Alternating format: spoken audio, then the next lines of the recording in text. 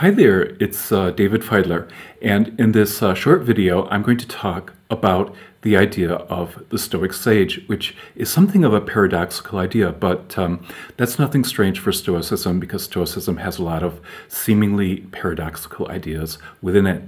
And the thing about the Stoic Sage is that it represents the perfectly wise person.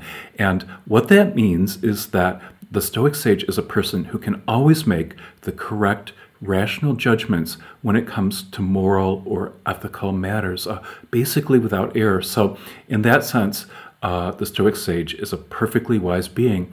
And basically, every major Stoic philosopher used this idea all the way from Zeno up until Marcus Aurelius. And Seneca speaks about the Stoic sage or wise person quite a lot. And the thing that makes it paradoxical is that none of these Stoic philosophers ever claimed that they had personally achieved the state of being a sage or a perfectly wise person. In fact, they just saw themselves as being students on the path.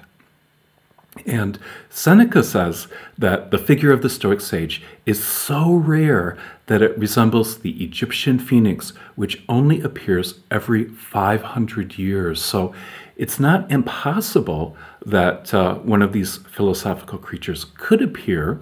It's just that Seneca himself said that he personally was a morally imperfect person, and he was like other students of Stoicism, basically on the path, making progress each and every day. So if none of the Stoic philosophers claimed that they actually were a Stoic sage, what value does this concept have? And the value the concept seems to have is that it represents an ultimate ideal that you could strive for. So it's like a philosophical compass or North Star to keep you pointed in the right direction and moving along. So if we switch out of philosophy and look at different religious traditions, for example, say like in Christianity, many Christians look upon Christ as representing a kind of perfect being and a personal role model.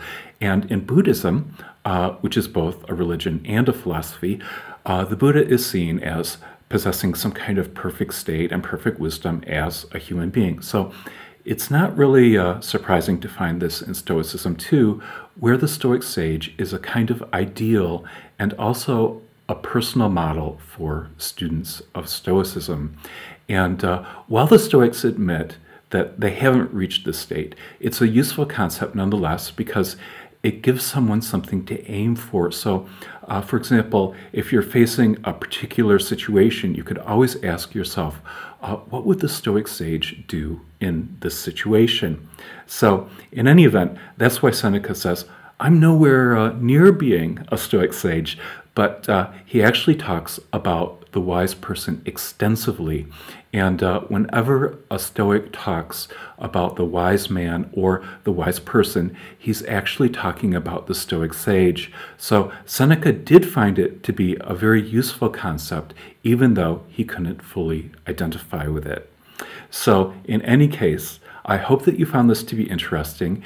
And if you haven't subscribed to the channel, please do. And hopefully I'll speak with you soon. Okay,